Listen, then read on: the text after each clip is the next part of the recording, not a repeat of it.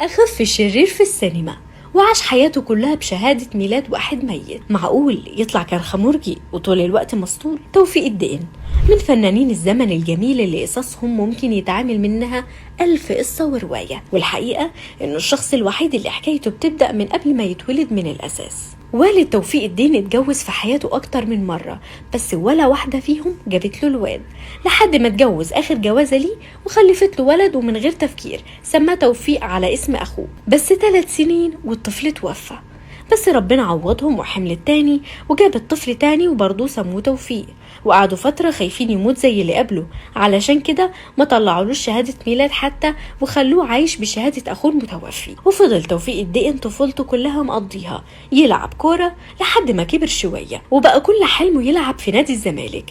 وجنب لعب الكورة فهو كان بيحب يمثل في المدرسة وفي المسرحيات اللي بتتعامل هناك. وفي مرة وهو بيمثل كان في فرقة مشهورة وقتها قاعدة بتتفرج عليه، وحسوا انه ينفع لدور الشرير اللي بيدوروا عليه، وكان كل تعليقهم انه خجول حبتين.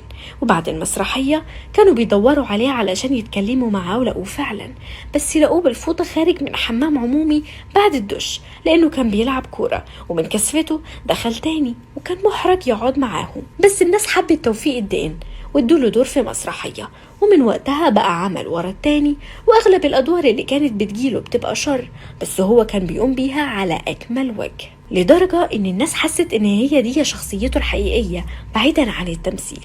وخصوصا بقى ان توفيق الدقن كان بيحب يدخل خفة الدم والإفيهات في ادوار الشر علشان الناس ما تتقفلش من الشخصية. ومات توفيق الدقن وساب وراه كنز اسمه السيرة الطيبة، والكل بقى يقول ان شخصيته الحقيقية مش شبه اللي كانت بتطلع للناس ابدا، وانه بيحب الخير وعلى طول بيضحك اللي حواليه، وحتى في شغله ما كانش طماع وبيرضى بالقليل. وتفوت السنين ويجي حد من جيله يتكلم عنه، وهو حسن يوسف اللي قال كلام ما حدش صدقه على توفيق الدقن، وقال كان بيرجع بيته مونون وبيشتم من أول الشارع بسبب الخمرة لغاية ما يوصل البيت ويشتم عياله. وفي مرة صحي لقى نفسه في عمر أفندي من كتر الشرب.